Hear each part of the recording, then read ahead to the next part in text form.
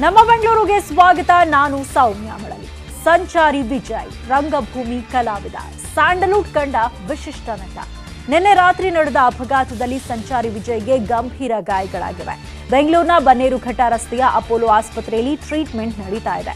ಕೊರೋನಾದಿಂದ ಸಂಕಷ್ಟಕ್ಕೀಡಾದವರ ಸೇವೆ ಮಾಡೋದ್ರಲ್ಲೂ ಸೈ ಎನಿಸಿಕೊಂಡಿದ್ರು ಸಂಚಾರಿ ವಿಜಯ್.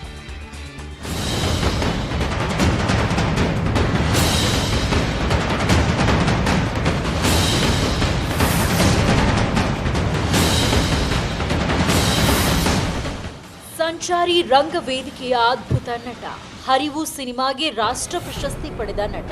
ನಾನು ಅವನಲ್ಲ ಅವಳು ಮೂಲಕ ಇಡೀ ದೇಶ ಮೆಚ್ಚೋ ಸಿನಿಮಾ ಮಾಡಿ ಉತ್ತಮ ನಟ ಎಂಬ ರಾಷ್ಟ್ರ ಪ್ರಶಸ್ತಿ ಪಡೆದ ಅತ್ಯದ್ಭುತ ಪ್ರತಿಭೆ. ನಮ್ಗೆ ಆಚ್ ಕಡೆಗೆ ಹೋದ್ರೆ ನಾಯಕಿಂದ ಕಡೆಯಂಗ್ ನೋಡ್ತಾರೆ. ರಾತ್ರಿ 10 ಗಂಟೆ ಭಯಾನಕ ಆಕ್ಸಿಡೆಂಟ್.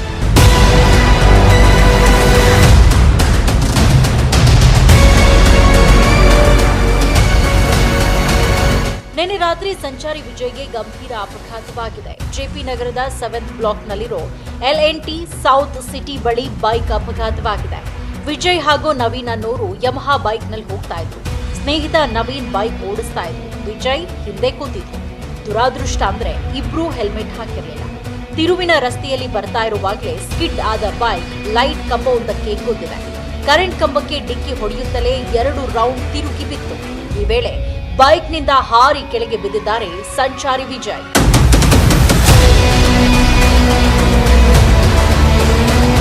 ಸಂಚಾರಿ ವಿಜಯ್ ತಲೆಗೆ ಬಲವಾದ ಪೆಟ್ಟು ಬಿದ್ದಿದೆ. ಬಲಭಾಗದ ತೊಡೆ ಮುರಿದಿದೆ. ಮೆದುಳಿಗೆ ತೀವ್ರ ಗಾಯವಾಗಿದ್ದು ರಕ್ತಸ್ರಾವ ಆಗಿದೆ. ಚಿಂತಾಜನಕ ಸ್ಥಿತಿಯಲ್ಲಿದ್ದ ವಿಜಯ್ಗೆ ಬನ್ನೇರುಘಟ್ಟದ ಅಪೋಲೋ ಆಸ್ಪತ್ರೆಯಲ್ಲಿ ರಾತ್ರಿಯೇ ಶಸ್ತ್ರಚಿಕಿತ್ಸೆ ನಡೆದಿದೆ. ಬೈಕ್ ಓಡಿಸ್ತಾ ಇದ್ದ ನವೀನ್ಗೂ ಸಣ್ಣ ಪುಟ್ಟ ಗಾಯಗಳಾಗಿವೆ. ತೊಂದರೆ ಇಲ್ಲ, out of danger and operation ಆಗಿದೆ ಸಕ್ಸಸ್ಫುಲ್ ಆಗಿ. ಅವರು BP ಪಲ್ಸ್ ರೇಟ್ ಎಲ್ಲ ನಾರ್ಮಲ್ ಆಗಿದೆ. 24 hours ಇಲ್ಲ 48 hours ಮಾತಾಡ್ತಾರೆ, ಏನು ತೊಂದರೆ ಇಲ್ಲ. ವಿಜಯ್ ಅಪಘಾತ ಮೊದಲು ಗೊತ್ತಾಗಿದ್ದೇ ಕಿಚ್ಚ ಸುದೀಪ್ಗೆ. ಕಿಚ್ಚ ಸುದೀಪ್ ಅಭಿಮಾನಿಗಳಿಂದ ನವೀನ್ಗೆ ಸಹಾಯ.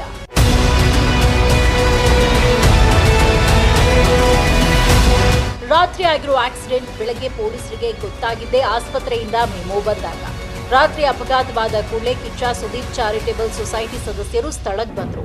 ವಿಜಯ್ ಮತ್ತು ನವೀನ್ರನ್ನ ಆಸ್ಪತ್ರೆಗೆ ದಾಖಲಿಸಿದ್ರು. ಬೆಳಗ್ಗೆ ವಿಚಾರ ಗೊತ್ತಾಗುತ್ತಲೇ ಜಯನಗರ ಪೊಲೀಸರು ಆಸ್ಪತ್ರೆಗೆ ಬಂದು ಮಾಹಿತಿ ಕಲೆ ಹಾಕಿದ್ರು. ಘಟನೆ ನಡೆದ ಸ್ಥಳದಲ್ಲಿ ಪರಿಶೀಲನೆ ಕೂಡ ಮಾಡಿದ್ರು. ಅಪಘಾತದ ಸ್ಥಳದ ಪಕ್ಕದ ಅಪಾರ್ಟ್ಮೆಂಟ್ನಲ್ಲಿ ಇದ್ದ ಬೈಕ್ ಅನ್ನ ಪೊಲೀಸರು ವಶಕ್ಕೆ ಪಡೆದಿದ್ದಾರೆ. ಇದೇ ಒಂದು ಸ್ಪಾಟ್ನಲ್ಲಿ ರಾತ್ರಿ ಬೈಕ್ ಆಕ್ಸಿಡೆಂಟ್ ಆಗಿರುವಂಥದ್ದು. ಸಂಚಾರಿ ವಿಜಯ್ ಅವರು ಕೂಡ ಅಷ್ಟೇ ಹಿಂಬದಿಯಲ್ಲಿ ಕುಳಿತಿದ್ರು ಅನ್ನೋದ್ರ ಬಗ್ಗೆ ಈಗಾಗಲೇ ಪೊಲೀಸರ ಇನ್ವೆಸ್ಟಿಗೇಷನ್ ಅಂತ ಹೇಳಿ ಬಂದಿದೆ. ಈಗ ಜಯನಗರ ಸಂಚಾರಿ ಪೊಲೀಸರು ಕೂಡ ಅಷ್ಟೇ ಈಗಾಗಲೇ ಅಪಾರ್ಟ್ಮೆಂಟ್ಗೆ ಬಂದು ಮಾಹಿತಿಯನ್ನು ಸಂಗ್ರಹಣ ಮಾಡ್ತಿದ್ದಾರೆ. ಇನ್ನೊಂದೆಡೆ ಸಂಚಾರಿ ವಿಜಯ್ ಸಹೋದರ ಸಿದ್ದೇಶ್ ಕುಮಾರ್ ಪೊಲೀಸ್ ಸ್ಟೇಷನ್ನಲ್ಲಿ ದೂರು ದಾಖಲಿಸಿದ್ದಾರೆ. ಬೈಕ್ ಓಡಿಸ್ತಾ ಇದ್ದ ನವೀನ್ ಮೇಲೆ ದೂರು ಕೊಟ್ಟಿದ್ದಾರೆ. ನಮಗೆ ಅವನೇ ಸ್ಟ್ರೆಂತ್ ಆಕ್ಚುಲಿ. ಈಗ ಅವನ್ನ ಕಳ್ಕೊಂಡ್ರೆ ನಮಗಾಗೋದಿಲ್ಲ. ಕೋಮಾದಲ್ಲಿದ್ದಾನೆ. 48 hours ಅಬ್ಸರ್ವೇಷನ್ ಇಟ್ಟಿದ್ದಾರೆ. ಸಂಚಾರಿ ವಿಜಯ್ ಅಂದ್ರೆ ಸುಮ್ಮನೆ ಮನೇಲಿ ಕೂತ್ಕೊಳ್ಳೋ ವ್ಯಕ್ತಿ ಅಂತೂ ಅಲ್ಲ. ಯಾರಿಗಾದ್ರೂ ಒಂದು ಸಣ್ಣ ಮೆಡಿಸಿನ್ ಬೇಕಂದ್ರೆ ಮನೆಗೆ ಹೋಗಿ ತಗೊಂಡು ಕೊಟ್ಟರು ಉದಾಹರಣೆಗಳು ನಮ್ಮ ಹತ್ರ ಇದೆ. ಮೇಲ್ನೋಟಕ್ಕೆ ಮೆಡಿಕಲ್ ಸ್ಟೋರ್ನಲ್ಲಿ ಮೆಡಿಸಿನ್ ತರಲು ಹೋಗ್ತಾ ಇದ್ರು ಅಂತ ಗೊತ್ತಾಗಿದೆ. ಆದ್ರೂ ಕುಡಿದು ಬೈಕ್ ಓಡಿಸಿರಬಹುದು ಅಂತ ಅನುಮಾನ ಪಟ್ಟಿದ್ದಾರೆ ಪೊಲೀಸರು. ಆಸ್ಪತ್ರೆ ವೈದ್ಯರಿಂದ ರಿಪೋರ್ಟ್ ಕೇಳಿದ್ದು ಬಳಿಕವಷ್ಟೇ ಗೊತ್ತಾಗಲಿದೆ. Bureau report, news 18 Kannada. Corona ಕಾಲದಲ್ಲಿ ಜೀವನ ನಡೆಸೋದೇ ಕಷ್ಟವಾಗಿದೆ. ಬಹುತೇಕ ಹೆತ್ತವರು ಮಕ್ಕಳನ್ನ ಶಾಲೆ ಕಳಿಸೋದು ಹೇಗೆ ಅನ್ನೋ ಆತಂಕಕ್ಕೆ ಬಂದು ನಿಂತಿದ್ದಾರೆ. ಇಂತಹ ಹೊತ್ತಲೇ ಹೊಸದೊಂದು ಸಮಸ್ಯೆ ಶುರುವಾಗಿದೆ. ಒಳ್ಳೆಯ ಶಿಕ್ಷಣ ಕೊಡಿಸಬೇಕು ಅಂತ ಕನಸು ಕಾಣ್ತಾ ಇರೋ ಹೆತ್ತವರಿಗೆ ಖಾಸಗಿ ಶಾಲೆಗಳು ಫುಲ್ ಫೀಸ್ ಶಾಕ್ ಕೊಟ್ಟಿವೆ.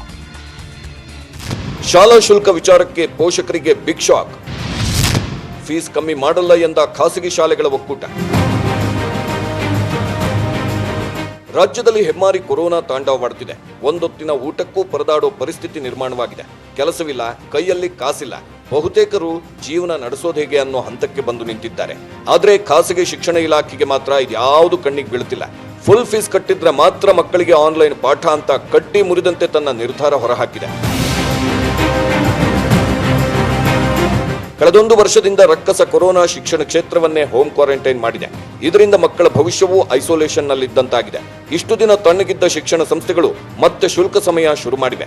ಇಂದು ಸುದ್ದಿಗೋಷ್ಠಿ ನಡೆಸಿದ ಖಾಸಗಿ ಶಾಲೆಗಳ ಒಕ್ಕೂಟ ಯಾವುದೇ ಕಾರಣಕ್ಕೂ ಫೀಸ್ ಕಟ್ ಮಾಡೋ ಮಾತೇ ಇಲ್ಲ ಎಂದಿದೆ. ತಮ್ಮ ನಿರ್ಧಾರಕ್ಕೂ ಹಲವು ಅಂಶಗಳ ಸಮರ್ಥನೆ ನೀಡಿವೆ.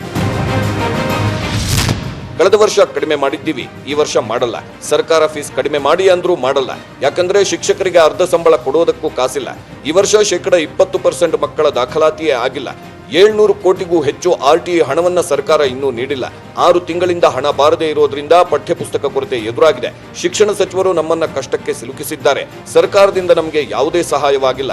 ಇದರಿಂದಾಗಿ ರಾಜ್ಯದಲ್ಲಿ ಸಾಕಷ್ಟು ಶಾಲೆಗಳು ಸಂಪೂರ್ಣ ಮುಚ್ಚಿವೆ ಎಂದಿದ್ದಾರೆ. ಹೋದ ವರ್ಷ 70% ಶುಲ್ಕವನ್ನ ನಿಗದಿಪಡಿಸಿದ್ದು ಕೋರ್ಟ್ ಅಲ್ಲಿದೆ. ಕಾರಣ ಅದು ಅನ್ಸೈಂಟಿಫಿಕ್ ಒಂದು. ಆದ್ರೆ ಆ 70% ಬರೀ ಹೋದ ವರ್ಷಕ್ಕೆ ಮಾತ್ರ.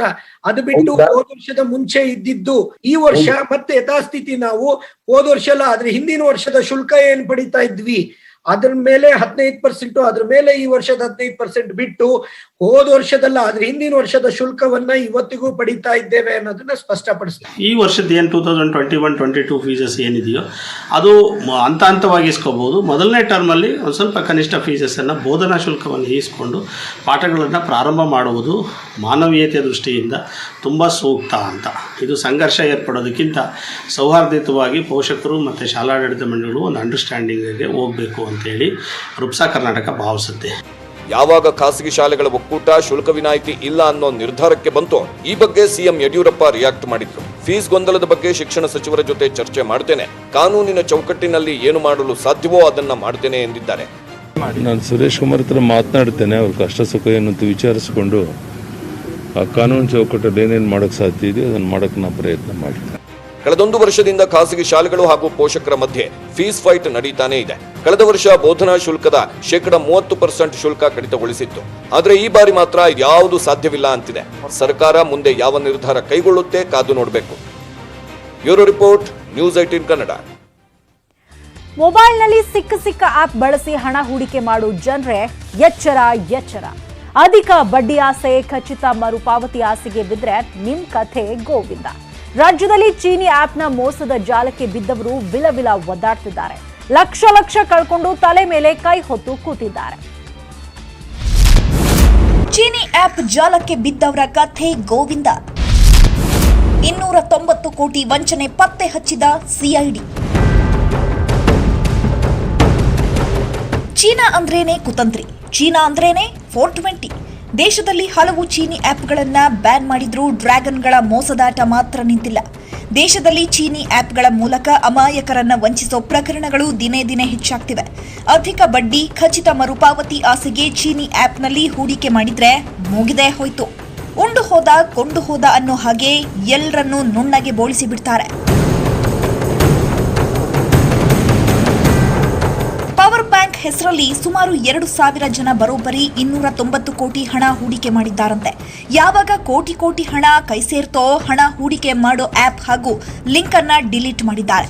ಮೋಸ ಹೋದವರು ಪೊಲೀಸ್ ಠಾಣೆ ಮೆಟ್ಟಿಲೇರ್ತಿದ್ದಂತೆ ತನಿಖೆಗಿಳಿದ ಸಿಐಡಿ ಪೊಲೀಸರು 2 ಚೀನಿ ಪ್ರಜೆಗಳು, ಇನ್ನಿಬ್ಬರು ಟಿಬೇಟಿಯನ್ಗಳು ಹಾಗೂ ಕಂಪನಿ ನಿರ್ದೇಶಕರು ಸೇರಿದಂತೆ 11 ಜನರ ಕೈಗೆ ಗೋಳ ತೊಡಿಸಿದ್ದಾರೆ.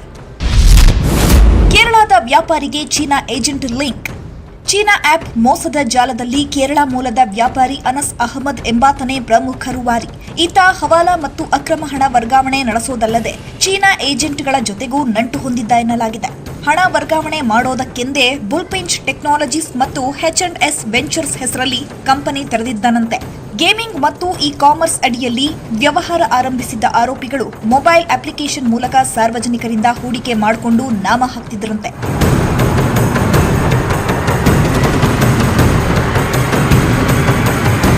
ಯಾರೆಲ್ಲ ಅಧಿಕ ಬಡ್ಡಿ ಆಸೆಗೆ ಬಿದ್ದು ಹಣ ಹೂಡಿಕೆ ಮಾಡಿದ್ರೋ ಅವರೆಲ್ಲ ಈಗ ತಲೆ ಮೇಲೆ ಕೈ ಹೊತ್ತು ಕೂತಿದ್ದಾರೆ. ಚೀನಾ ಆಪ್ನ ಮೋಸದ ಜಾಲಕ್ಕೆ ಬಿದ್ದವರು ಕಣ್ಣೀರು ಸುರಿಸುತ್ತಿದ್ದಾರೆ. Muniraju, crime bureau, news 18 Kannada. ನಾಳೆಯಿಂದ ಲಾಕ್ಡೌನ್ ಸಡಿಲಿಕೆ ಆಗ್ತಾ ಇದೆ. ಎಂದಿನಂತೆ ಬೆಂಗಳೂರು ಬಹುತೇಕ ತೆರೆದುಕೊಳ್ತಾ ಇದೆ. ಕೊರೋನಾ ಮಾರಿಗೆ ಹೆದರಿ ಊರು ಬಿಟ್ಟವರು ಮತ್ತೆ ಬೆಂಗಳೂರಿಗೆ ಲಗ್ಗೆ ಇಡ್ತಿದ್ದಾರೆ. ಇದು ಬೆಂಗಳೂರಿಗರ ನಿದ್ದೆಗೆಡಿಸಿದೆ. ವಲಸೆ ಬರೋರು ಎಲ್ಲಿ ಕೊರೋನಾ ಹೊತ್ತು ತರ್ತಾರೋ ಅನ್ನೋ ಆತಂಕ ಶುರುವಾಗಿದೆ. ಈ ಕುರಿತ ವರದಿ ಇಲ್ಲದೆ ನೋಡಿ.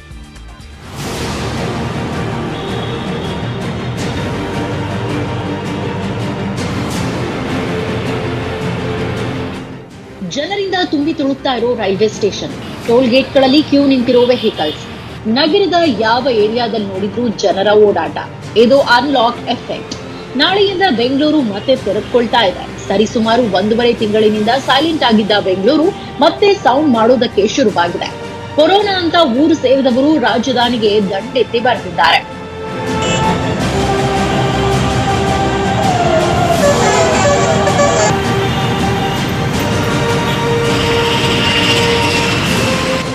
ಸಂಗೊಳ್ಳಿ ರಾಯಣ್ಣ ರೈಲ್ವೆ ನಿಲ್ದಾಣ ಹಾಗೂ ಯಶವಂತಪುರ ರೈಲ್ವೆ ನಿಲ್ದಾಣ ಜನಜಂಗುಳಿಯಿಂದ ಗಿಜಿಗುಡ್ತಾ ಇದೆ. ಉತ್ತರ ಭಾರತದ ಅನೇಕ ರಾಜ್ಯಗಳಿಂದ ಬರ್ತಾ ಇರುವ ಜನರಿಗೆ ಕೆಲಸ ಸಿಗತ್ತೆ, ಮತ್ತೆ ಎಂದಿನ ಜನಜೀವನ ಆರಂಭವಾಗುತ್ತೆ ಅನ್ನೋ ಸಮಾಧಾನ ಒಂದ್ ಕಡೆಯಾದ್ರೆ, ಎಲ್ಲಿ ಸೋಂಕಿನ ಸುನಾಮಿ ಹೊತ್ತು ತರ್ತಾರೋ ಅನ್ನೋ ಭಯ ಕಾಡ್ತಾ ಇದೆ. ಹಿಂಗಾಗಿಯೇ ಬೆಂಗಳೂರಿಗೆ ಬಂದಿಳಿದವರಿಗೆ ಬಿಬಿಎಂಪಿ ಕೋವಿಡ್ ಟೆಸ್ಟ್ ಕಡ್ಡಾಯ ಮಾಡಿದೆ. ರೈಲ್ವೆ ನಿಲ್ದಾಣದಲ್ಲೇ 10 ಟೀಮ್ಗಳು ಬೀಡು ಬಿಟ್ಟಿವೆ. ಸರ್, ಎಲ್ರಿಗೂ ಟೆಸ್ಟ್ ಮಾಡ್ತೀವಿ. ಅಂದರೆ ಸಿಂಪ್ಟಮ್ಸ್ ಏನಾದರೂ ಇದೆಯಾ ಎಲ್ಲ ಕೇಳ್ತೀವಿ, ಕೇಳ್ಬಿಟ್ಟು ಟೆಸ್ಟ್ ಮಾಡ್ತೀವಿ ಸರ್. ಈಗ ಅವರ ಡೀಟೇಲ್ಸ್ ಯಾವ ರೀತಿ ಪಡಿತೀವಿ? ಒಂದು ಕೇಸ್ ಪಾಸಿಟಿವ್ ಬಂದರೆ ಅವ್ರಿಗೆ ಯಾವ ರೀತಿ ಕಮ್ಯುನಿಕೇಟ್ ಮಾಡ್ತೀರಿ? ಅವ್ರಿಗೆ ಪಾಸಿಟಿವ್ ಬಂದರೆ ನಾವು ಆ ಕೇಸ್ನ ಶಿಫ್ಟ್ ಮಾಡ್ತೀವಿ. ಆದಷ್ಟು ಪೇಷಂಟ್ ಕಾಂಟ್ಯಾಕ್ಟ್ ಮಾಡ್ತೀವಿ. ಕಾಂಟ್ಯಾಕ್ಟ್ ಮಾಡಿಬಿಟ್ಟು ಬೇರೆ ಕಡೆ ಇದ್ದರೆ ಅದನ್ನು ವಾರ್ ರೂಮ್ಗೆ ಶಿಫ್ಟ್ ಮಾಡಿ ಅಲ್ಲಿಂದ ನಾವು ಕೇಸ್ ಶಿಫ್ಟ್ ಮಾಡ್ತೀವಿ. ಸೋಂಕಿಗೆ ಬ್ರೇಕ್ ಹಾಕೋ ನಿಟ್ಟಿನಲ್ಲಿ ಬಿಬಿಎಂಪಿ ಈ ರೀತಿಯ ಟೆಸ್ಟ್ ಮಾಡ್ತಾ ಇದೆ. ಆದ್ರೆ ಜನ ಮಾತ್ರ ಇದರಲ್ಲೂ ಕಳ್ಳಾಟವಾಡ್ತಿದ್ದಾರೆ. ದೆಹಲಿಯಿಂದ ಬಂದಿದ್ದ 2 ಯುವಕರು ಬಿಬಿಎಂಪಿ ಸಿಬ್ಬಂದಿ ನೋಡ್ತಿದ್ದಂತೆ ಓಟ ಕಿತ್ತಿದ್ದಾರೆ. ಅಂಥವರನ್ನ ಹಿಡಿದು ಸರಿಯಾಗಿಯೇ ಬಿಸಿ ಮುಡಿಸಿದ್ದಾರೆ. ಏನೋ ಲಾಕ್ಡೌನ್ ಆರಂಭವಾಗ್ತಿದ್ದಂತೆ ಹಲವರು ನಿರ್ಗತಿಕರಿಗೆ ಊಟ ಹಂಚೋ ಕಾರ್ಯ ಮಾಡ್ತಾ ಇದ್ರು. ಆದ್ರೀಗ ಬೆಂಗಳೂರು ಅನ್ಲಾಕ್ ಆಗ್ತಿರೋದ್ರಿಂದ ಉಚಿತ ಊಟ ಹಂಚಿಕೆಗೆ ಬ್ರೇಕ್ ಹಾಕಿದ್ದಾರೆ. ಸೆಕೆಂಡ್ ಇನ್ನಿಂಗ್ಸ್ ಅನ್ನೋ ಸಂಸ್ಥೆ ಕಳೆದ 45 ದಿನದಿಂದ ಲಕ್ಷಾಂತರ ಮಂದಿಗೆ ಊಟ ವಿತರಣೆ ಮಾಡಿತ್ತು. ಇಲ್ಲಿ ಕೆಲಸ ಮಾಡೋರಿಗೆ, ಸ್ಟಾಫ್ಸ್ಗೆ, ಹಾಗೆ ಅಲ್ಲಿ ಕೊರೋನಾ ಟೆಸ್ಟಿಂಗ್ ಮಾಡ್ತಾ ಇದಾರಲ್ಲ ಅವ್ರಿಗೆ ಎಲ್ಲರಿಗೂ ಹೆಲ್ಪ್ ಆಗ್ತಿದೆ ಬೇಸಿಕಲಿ. ಬಿಕಾಸ್ ಇವಾಗ ನಾವು ಕೊಡೋ ಫುಡ್ ಟೇಸ್ಟಿ ಅಂಡ್ ಆಲ್ಸೋ ಬಿಸಿ ಬಿಸಿ ಇರುತ್ತೆ. ಸೊ ಎಲ್ರಿಗೂ ಖುಷಿ ಆಗುತ್ತೆ ತಿನ್ಬೇಕಾದ್ರೆ. ಸೊ ಆ ಖುಷಿಗಾದ್ರು ವಾಟರ್ ಅಟ್ಲೀಸ್ಟ್ ಬೇಕಾಗೇ ಆಗುತ್ತೆ. ಅನ್ಲಾಕ್ ಆಯ್ತು ಅಂತ ಮೈ ಮರೆತ್ರೆ ಅಪಾಯ ಕಟ್ಟಿಟ್ಟ ಬುತ್ತಿ. ಇಷ್ಟು ದಿನ ರಾಜಧಾನಿ ಬಿಟ್ಟವರು ಮತ್ತೆ ವಾಪಸ್ ಆಗ್ತಿದ್ದಾರೆ. ಹಿಂಗಾಗಿ ನಿಮ್ಮ ಹುಷಾರಲ್ಲಿ ನೀವಿದ್ರೆ ಒಳ್ಳೇದು. Dasharath Savur, political bureau, news 18 Kannada, Bengaluru. ಮಾಜಿ ಸಚಿವ ರಮೇಶ್ ಜಾರಕಿಹೊಳಿ ದಾಖಲಿಸಿದ್ದ ಬ್ಲಾಕ್ ಮೇಲ್ ಕೇಸ್ ತನಿಖೆ ತೀವ್ರಗೊಂಡಿದೆ. ನಿನ್ನೆ ನರೇಶ್ ಮತ್ತು ಶ್ರವಣ್ ವಿಚಾರಣೆ ನಡೆಸಿದ ಎಸ್ಐಟಿ ಮಹತ್ವದ ಮಾಹಿತಿಯನ್ನು ಕಲೆ ಹಾಕಿದೆ. ಯುವತಿ ತನಗಾದ ಅನ್ಯಾಯದ ಕುರಿತು ತಮ್ಮ ಬಳಿ ಹೇಳಿಕೊಂಡಿದ್ದು, ಆಗ ಸಂತ್ರಸ್ತೆಗೆ ನ್ಯಾಯ ಕೊಡಿಸಲು ಮುಂದಾಗಿದ್ದು ನಿಜ. ಸಿಡಿ ವೈರಲ್ ಆದ ಬಳಿಕ ಮಾಜಿ ಸಚಿವರ ಕಡೆಯವರಿಂದ ಯುವತಿಗೆ ಹಾಗೂ ಆಕೆಗೆ ಸಪೋರ್ಟ್ ಮಾಡ್ತಾ ಇದ್ದ ನಮಗೂ ಬೆದರಿಕೆ ಇತ್ತು. ಇದೇ ಕಾರಣಕ್ಕೆ ನಾವೆಲ್ಲ ಊರು ಬಿಟ್ಟಿದ್ವಿ. ಈ ವೇಳೆ ನಾವಿಬ್ರು ರೈಲ್ ಹಾಗೂ ಬಸ್ಗಳಲ್ಲಿ ಓಡಾಟ ನಡೆಸಿದ್ವಿ ಅಂತ ಮಾಹಿತಿಯನ್ನ ನೀಡಿದ್ದಾರಂತೆ. ಅಷ್ಟೇ ಅಲ್ಲ, ನಾಳೆ ನರೇಶ್ ಹಾಗೂ ನಾಡಿದ್ದು ಶ್ರವಣ್ರನ್ನ ಮತ್ತೆ ವಿಚಾರಣೆಗೆ ಹಾಜರಾಗಲು ಸೂಚಿಸಿದ್ದು ಮಹತ್ವದ ತನಿಖೆ ನಡೆಯಲಿದೆ. ಕೊರೋನಾ ಕಡಿಮೆ ಆಗ್ತಾ ಇದೆ, ಟೆನ್ಷನ್ ಕೂಡ ಕಡಿಮೆ ಆಗ್ತಾ ಇದೆ. ಸೊ ನಾಳೆಯಿಂದ ರಾಜ್ಯದ 19 ಜಿಲ್ಲೆಗಳು ಸೆಮಿ ಅನ್ಲಾಕ್ ಆಗ್ತಾ ಇದೆ. 2 ಗಂಟೆವರೆಗೆ ಎಲ್ಲವೂ ಸಿಗುತ್ತೆ. ಅಂತರ್ ಜಿಲ್ಲಾ ಸಂಚಾರವೂ ಇರುತ್ತೆ. ಆದ್ರೆ ಸಾರಿಗೆ ಬಸ್ಗಳು ಓಡಾಡುವುದಿಲ್ಲ. ಹಾಗಂತ ಬೆಂಗಳೂರಿಗೆ ಬರೋರಿಗೆ ಕೋವಿಡ್ ಟೆಸ್ಟ್ ಮಾಡಿಸೋದು ತಪ್ಪಲ್ಲ.